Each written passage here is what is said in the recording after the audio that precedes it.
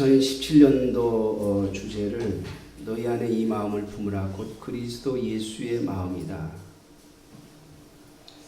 라고 하신 말씀을 중심으로 우리가 예수님의 겸손하고 또 온유하고 겸손한 마음을 본받기를 원합니다. 제가 지난 주에 말씀드렸던 것처럼 정말 귀한 지식은 예수 그리스도, 주 예수 그리스도를 아는 지식이라 했습니다. 예수님만이 우리를 구원하십니다. 이 땅에 그 어떤 방법도, 우리의 어떤 지혜도, 우리의 어떤 수단도 우리를 구원할 방법은 없습니다. 그래서 사도 바울은 예수 그리스도를 알고 난 뒤에 자신이 자랑하고 자신이 자부하고 자신이 쥐고 있던 모든 것을 다 배설물처럼 여겼다. 그렇게 고백했습니다. 겸손은 원래 높은 자리에 있는 자가 자기를 낮추는 것이 아니라고 했습니다. 겸손은 자신의 낮음을, 자신의 능력 없음을, 자신의 부족함을 아는 겁니다. 진짜 자신이 부족하고 자신이 연약함을 아는 자가 겸손한 자입니다. 그러한 자에게서 나오는 모습이 바로 겸손입니다. 말로는 내가 좀 부족했다, 내가 연약하다, 내가 능력이 없다 말하면서도 결코 겸손하지 못한 모습을 우리는 요즘 계속해서 보고 있지 않습니까? 진짜 겸손은 자신이 얼마나 연약한 것을 아는 것이고 자신이 얼마나 부족한 자인가를 아는 것에서 나오는 것이라고 했습니다. 예수님은 이 땅에 오셔서 자신의 겸손한 모습, 인간의 몸을 입고 오신 주께서 성령 하나님을 의지하는 모습을 보여주셨습니다. 예수님이 능력이 부족해서가 아니라 육신을 입으신 예수님은 오직 성령의 인도하심을 입지 않으면 아무것도 감당할 수 없음을 아셨기 때문입니다. 그래서 예수님은 이 땅에 오셔서 끊임없이 기도하셨습니다. 그것이 우리에게 보여준 겸손의 모습이라 말씀을 드렸습니다. 오늘 본문에 보면 10절에 주 앞에서 낮추라 명령하고 있습니다. 우리가 낮은 자임을 깨달으라는 것이죠. 이 낮추라고 하는 말, 이 말은 예수님의 마음 중에 두 번째 마음인 겸손. 우리나라 우리 성경에는 겸손이라고 번역이 되어 있는데 이 말은 비천이라고 하는 의미를 가지고 있다고 말씀드렸습니다. 자신이 천한 자리에 있음을, 비천한 자리에 있음을 고백하는 것이죠. 예수님은 분명 높고 높은 하늘의 보좌에서 이 땅에 오셨습니다. 그러나 그분은 이 땅에 오셔서 가장 비천한 자리에 와 계셨습니다. 태어날 때도, 그리고 성장하실 때도, 그리고 공생애를 감당하실 때도, 그리고 마지막 십자가에 죽으실 때조차도 참으로 비천한 모습의 자리의 삶을 사셨습니다. 그런데 예수님은 하나님께서 그 비천한 자리에 놓이신 그 예수님을 하나님은 가장 높은 이름으로 갚아주셨다고 말씀합니다. 가장 낮은 자리에 서셨는데 하나님은 예수님을 가장 뛰어난 이름으로 세워놓으셨고, 오늘 예수 그리스도를 따르는 모든 사람들은 그분을 향하여 우리의 왕이라고, 우리의 주인이라고, 우리의 임금이라고 부르고 있습니다. 이 예수님을 따라가는 우리 또한 예수님과 같은 삶의 원리를 가지고 살아야 하는 것이죠. 그래서 오늘 본문 6절에 보면 그러나 더 큰 은혜를 주시나니 그러므로 일렀으되 하나님이 교만한 자를 물리치시고 겸손한 자에게 은혜를 주신다 하였느니라 라고 말씀합니다. 하나님은 낮은 자에게, 스스로를 낮추는 자에게, 그리고 자신이 천한 자리에 있음을 깨닫고 주님 앞에 엎드리는 자에게 하나님은 은혜를 베푸십니다. 그 은혜는 하나님이 주시는 영광이죠. 사랑하는 성도 여러분, 우리가 성경 안에서 하나님께로부터 가장 영광스러운 모습을 얻은 사람이 누구입니까? 이스라엘의 역사 속에서 가장 영광스러운 사람이 누구입니까? 그는 바로 다윗입니다.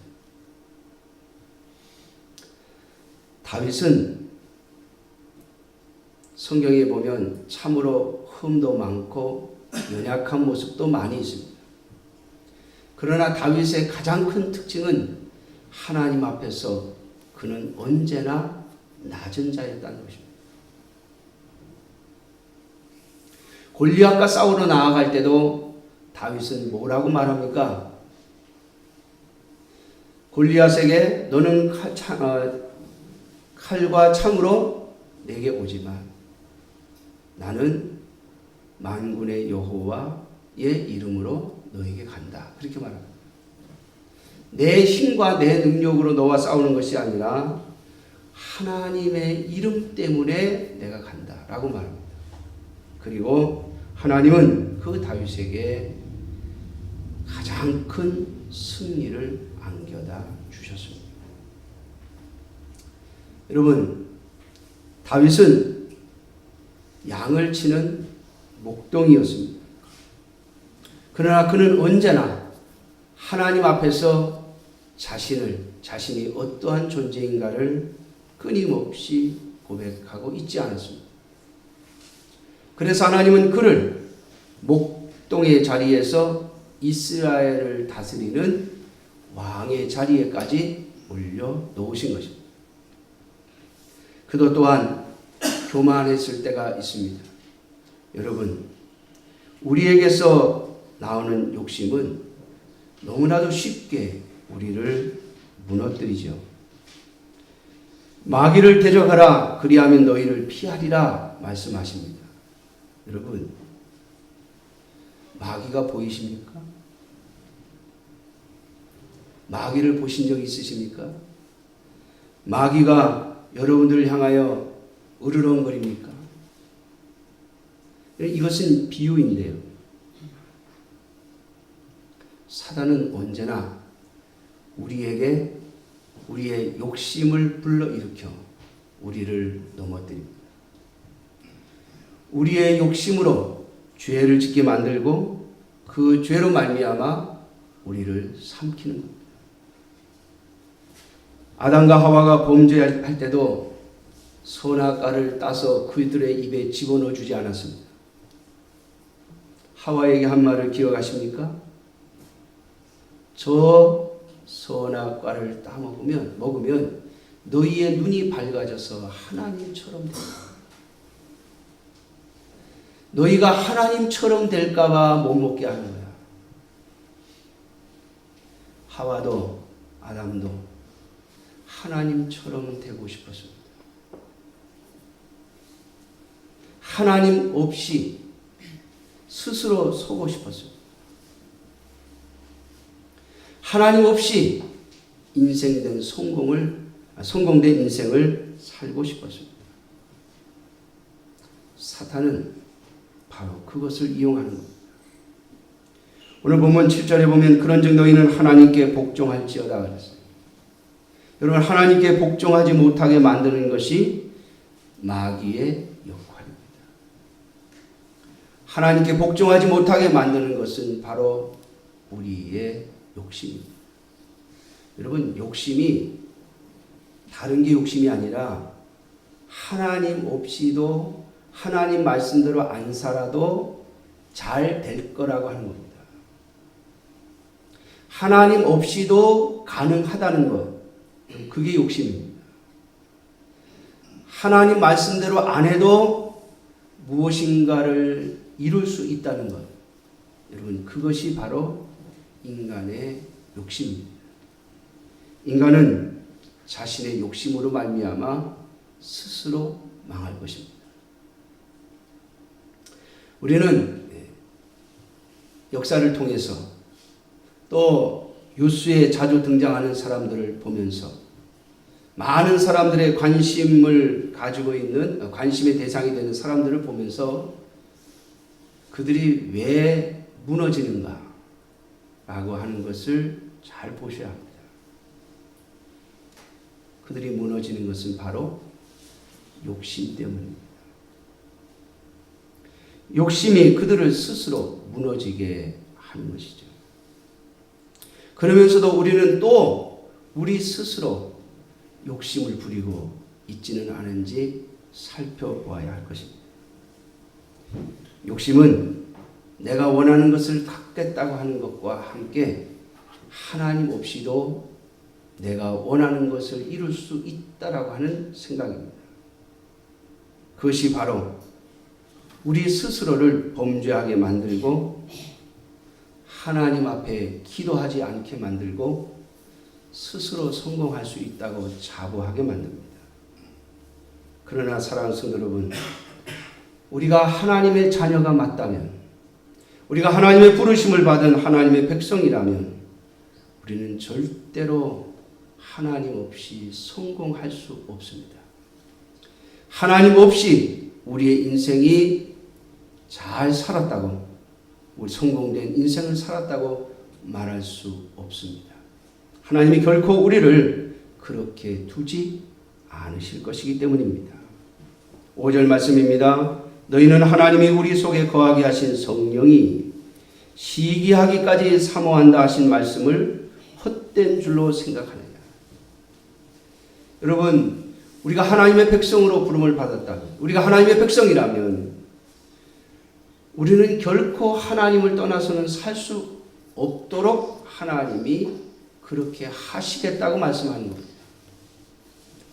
여러분, 우리 속담에 그런 말이 있죠.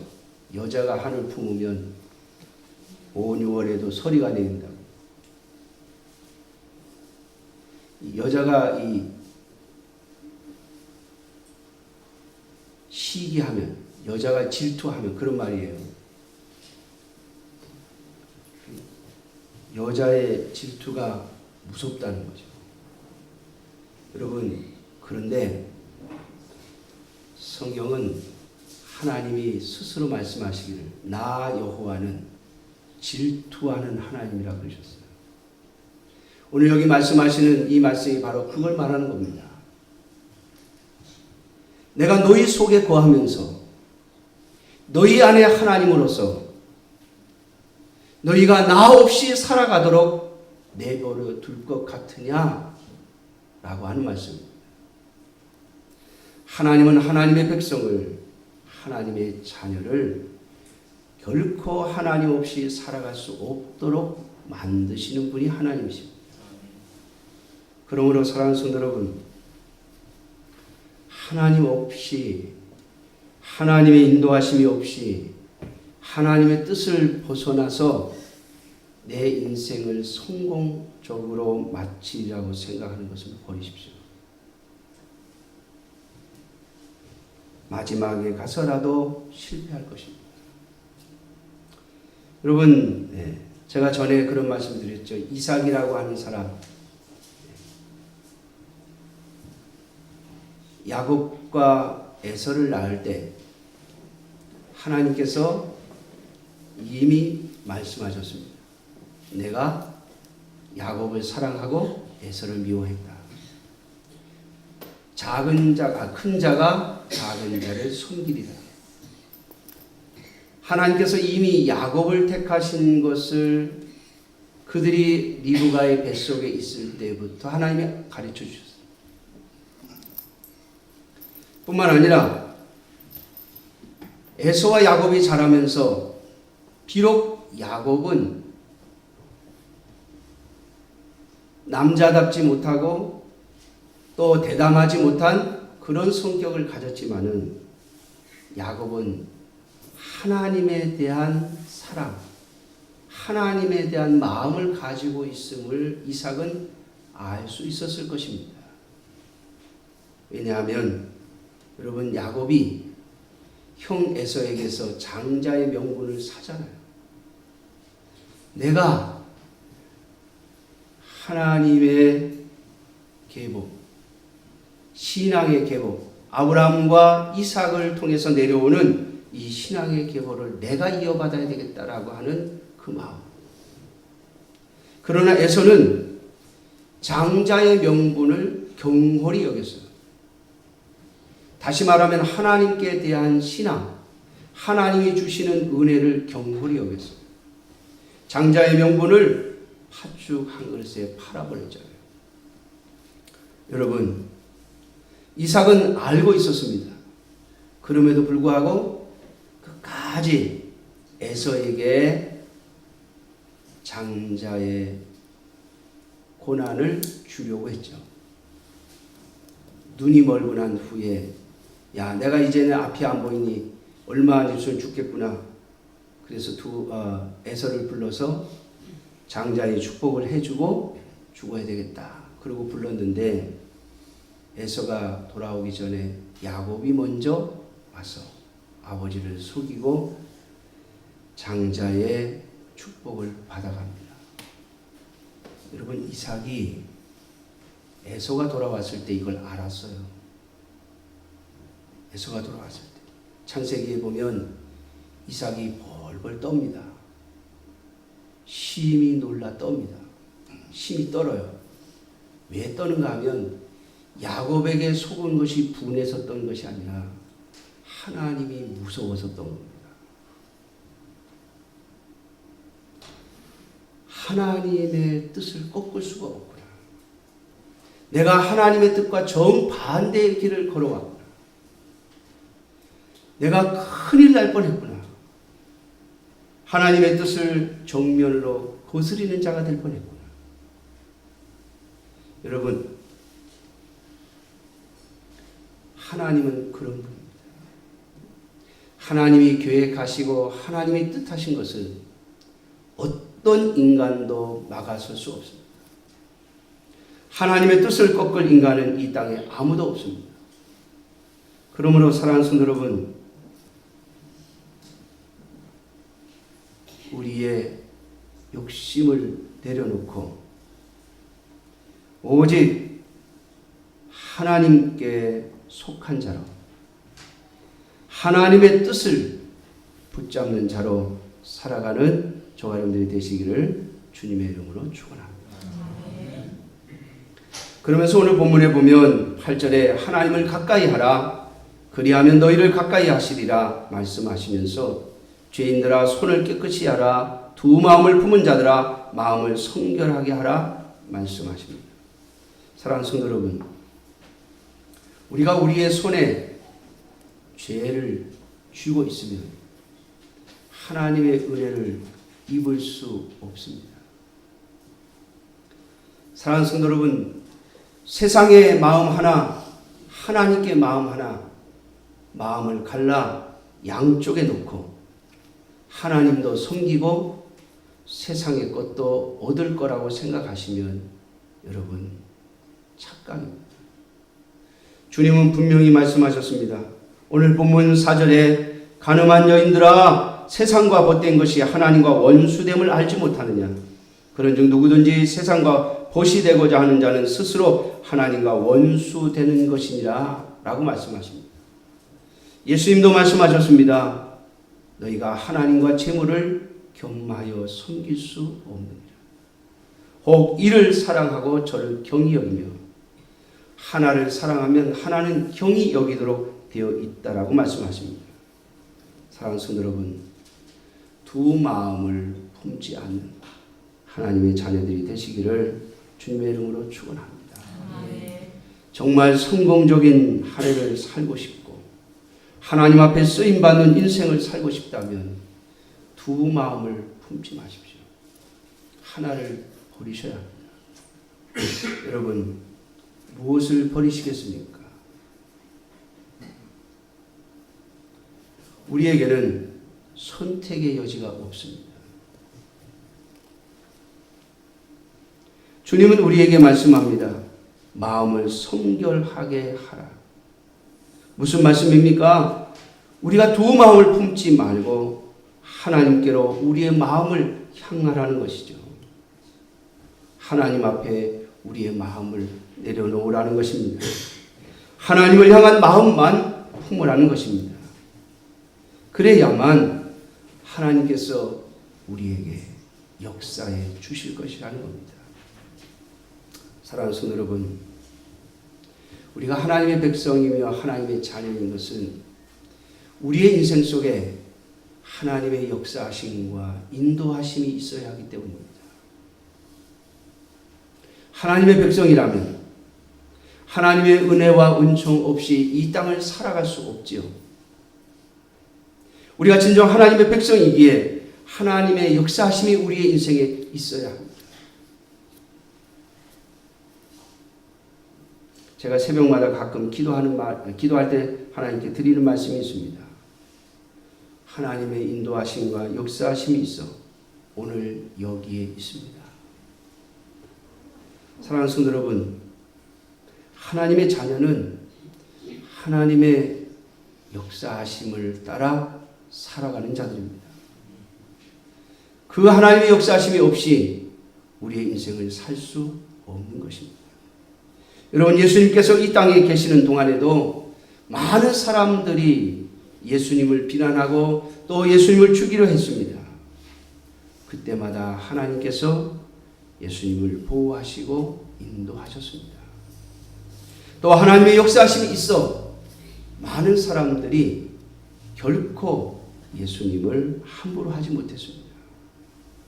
바리새인들과 서기관들, 대제사장의 무리들이 예수님을 죽이려고 했습니다. 그러나 하나님이 허락하신 그 시간까지는 아무도 예수님을 건드리지 못했습니다. 사랑하는 성도 여러분, 하나님의 역사하심이 있어 예수님의 생애를 보면 하나님의 능력 나타내심이 가득 차 있습니다. 우리는 그것을 예수님의 능력이라고 말합니다마는 하나님께서 예수님에게 주신 능력이라고 말해야 하겠죠. 인간의 몸을 입고 이 땅에 오신 예수님, 그러므로 그 예수님은 하나님의 역사하심으로 말미암아 그의 인생을 사셨습니다. 그리고 마지막 십자가 앞에서 자신을 내려놓으시죠. 아버지여, 할만하시거든 이 잔을 내게서 옮기시옵소서. 그러나 내 뜻대로 마옵시고 아버지의 뜻대로 되기를 원합니다. 이 자리가 하나님께서 나에게 주신 자리라면 그 자리에 서겠다고 하는 마음이죠. 사랑하는 성도 여러분, 오늘 하나님의 자녀인 저와 여러분들이 예수님에게서 배워야 할 마음이 바로 이 마음입니다. 하나님께서 주시는 자리라면, 하나님께서 주시는 상황이라면 그대로 받아들이겠다고 하는 겁니다. 하나님께서 나에게 주신 자리라면 내가 그 자리에 서겠다는 겁니다. 여러분, 하나님 앞에서 우리 자신을 낮춘다는 것이 바로 이것입니다. 내가 스스로 낮은 자리에 내려간다는 뜻이 아닙니다. 하나님이 어떤 자리를 주시든 그 자리에 서겠다는 겁니다. 그것이 비천한 자리라도 말입니다. 여러분 높은 자리 준다면 뭐 안 갈 사람이 아무도 없죠. 그냥 가라고 안 해도 뭐 믿음이 없이 뭐 순종함도 없이 그냥 갈 수 있습니다. 높은 자리, 좋은 자리, 좋은 상황, 누구나 다 갑니다. 오히려 서로 가려고 그러죠. 서로. 그런데 여러분 낮은 자리, 비천한 자리, 어려운 자리, 환난받는 자리, 곤고한 자리 가라고 그러면 여러분 서로 안 가려고 하죠. 그러나 하나님 앞에서 자신을 낮추는 사람, 예수님의 마음인 비천의 마음을 가진 사람은 그 자리가 그 상황이 무엇이든지 간에 주님께서 원하시는 자리라면 그 자리에 가서 서겠다는 겁니다. 사랑하는 성도 여러분, 하나님께서 저와 여러분들에게 무엇을 요구하시든 그 자리에 설 마음의 자세를 갖는 여러분들이 되시기를 주님의 이름으로 축원합니다. 왜냐하면 그 자리가 바로 하나님이 우리를 높이시는 자리이기 때문에 그렇습니다.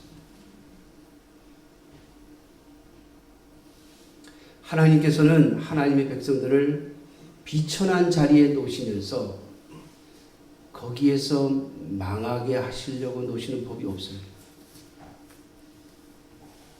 그를 높이시기 위해서 그 자리로 보내시는 겁니다. 여러분 성경에 요셉이라는 사람이 있죠. 그 사람은 아버지에게 사랑을 많이 받다가 형들의 미움을 받아서 애굽의 종으로 팔려갑니다.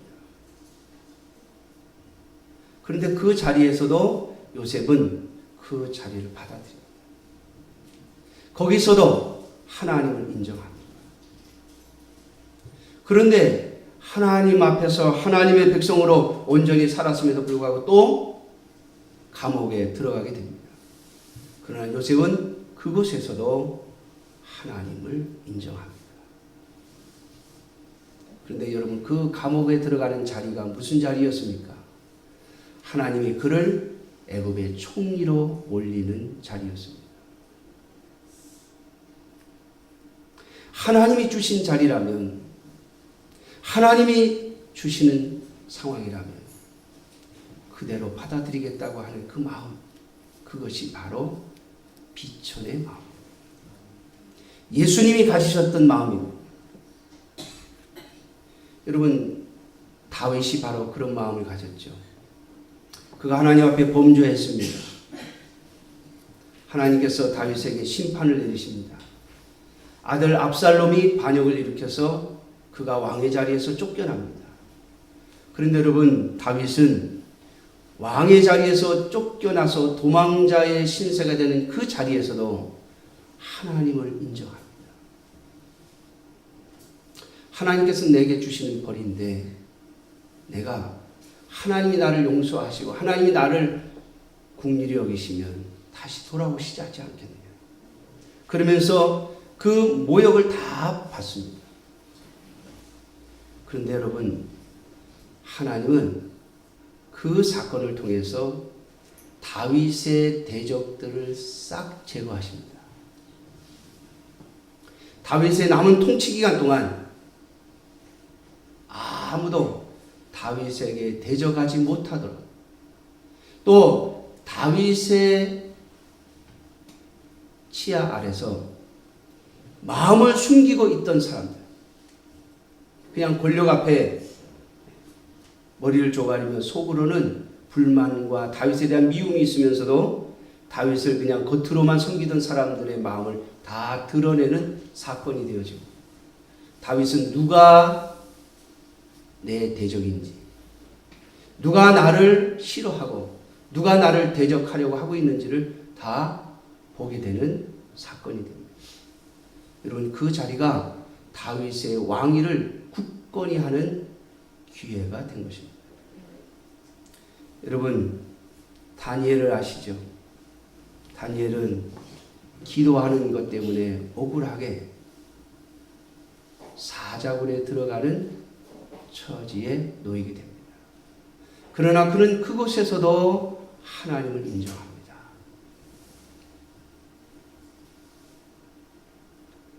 사자굴에 들어가는 그 자리가 오히려 다니엘의 총리의 자리를 굳건히 하는 자리였고, 다니엘의 대적들을 하나도 남김없이 싹 쓸어 사자굴에 집어넣는 사건이 되어집니다. 다니엘의 세 친구들 금신상에게 절하지 않은 것 때문에 풀무불 속에 들어가게 되죠. 그러나 그들도 하나님을 인정합니다.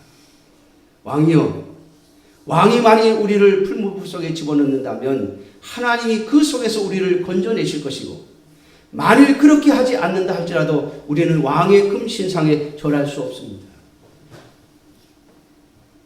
죽음의 자리까지도 하나님을 인정합니다. 만일 하나님께서 그 자리에 들어가서 죽는 것이 하나님의 뜻이라면 그 자리에 들어가 죽겠습니다라고 하는 고백이죠. 그런데 하나님은 그 사건을 통해서 다니엘의 세 친구들을 살려내실 뿐만 아니라 그들을 느부갓네살 왕 앞에서 가장 충성스럽고 높은 신하들로 세웁니다. 마지막으로 여러분, 예수님께서도 마찬가지죠. 여러분, 예수님 무슨 죄가 있어 십자가를 지셔야 했습니까? 자신의 죄 때문이 아니라 우리의 죄 때문에 십자가에 못 박히셨습니다. 그런데 그 자리 또한 하나님이 나에게 원하시는 자리라면, 하나님이 나에게 주신 사명의 자리라면 그 십자가의 자리도 서겠다고 하는 것이 예수님의 마음이었습니다. 그런데 하나님께서는 그 십자가의 사건을 통하여 예수님에게 인류 최초의 부활의 역사를 허락하시고, 그리고 예수님을 모든 사람 위에 가장 뛰어난 이름의 자리에 올려놓으시고, 오늘 온 우주 만물의 주인의 자리에 올려놓으십니다. 예수 그리스도께서는 인간의 몸을 입으시고 지금도 하나님의 보좌 우편에 앉아 계시지 않습니까? 사랑하는 성도 여러분, 하나님께서 우리에게 말씀하십니다. 하나님 앞에서 너희를 낮추라. 무슨 자리를 주시든, 어떤 상황을 주시든, 어떤 형편을 주시든 하나님을 인정하는 것을 잊지 말라는 겁니다. 그 자리가 하나님이 주신 자리라면, 그 자리가 하나님이 주신 사명의 자리라면, 하나님 때문에 가야 하는 자리라면 그 자리를 마다하지 않고 가는 그 마음, 저와 여러분들이 품을 수 있기를 주님의 이름으로 축원합니다. 그리하시면 하나님께서 여러분들을 높여주실 것입니다. 그 자리가 하나님께서 여러분들에게 은혜를 주시는 자리가 될 것이며, 하나님의 역사하심을 보는 자리가 될 것이며, 하나님의 권능을 보는 자리가 될 것이며, 하나님께서 주시는 영광을 얻는 자리가 될 것입니다. 기도하겠습니다. 자비로우신 아버지 하나님,